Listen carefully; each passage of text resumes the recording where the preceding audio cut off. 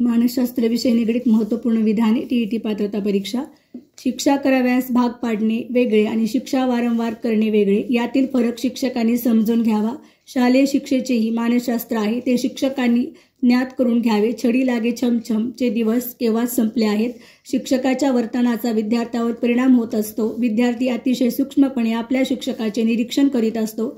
शिक्षकाच्या आदर्श व्यक्तिमत्वाच्या निरीक्षण व अनुकरणातून विद्यार्थ्याची व्यक्तिमत्वे आकारत असतात।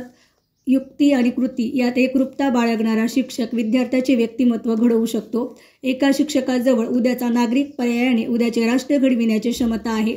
शिक्षकाच्या अभिवृत्ती विकसित होण्याची 3 प्रमुख केंद्रे आहेत, ती आहेत ज्ञाननिष्ठ, अध्ययनार्थी आणि समाजनिष्ठ।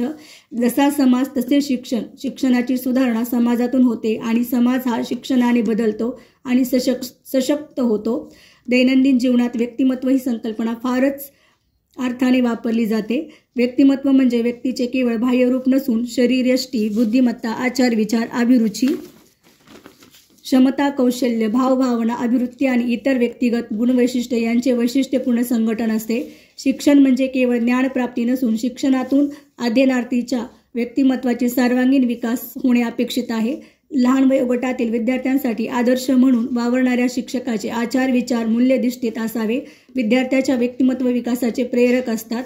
18व्या शतकात डोक्याचा आकार, शरीराची ठेवण, चेहऱ्यावरील मांसल भाग यांच्या आधारे बुद्धी मोजता येईल का इथपासून बुद्धिमापनाचे प्रयत्न झाले। मानवी जीवनाचा विकास साधण्यासाठी आपल्याजवळ शिक्षण हे महत्त्वपूर्ण साधन आहे। अध्ययन करणे ही एक प्रक्रिया नैसर्गिक व सहज आहे। अध्ययन करण्यासाठी शाळेत गेलेच पाहिजे असे नाही। मानसशास्त्राने सारी शिक्षण पद्धती बालकेंद्रित केली। मानसशास्त्रज्ञांनी सुरुवातीस स्वतःच्या अपत्याचे वस्तुनिष्ठ निरीक्षण केले। बालकाची बुद्धिमत्ता, अभिरुची, अभिवृत्ती, कार्यशक्ती, वर्तन विकास, व्यक्तिमत्व इत्यादींचा अभ्यास केला।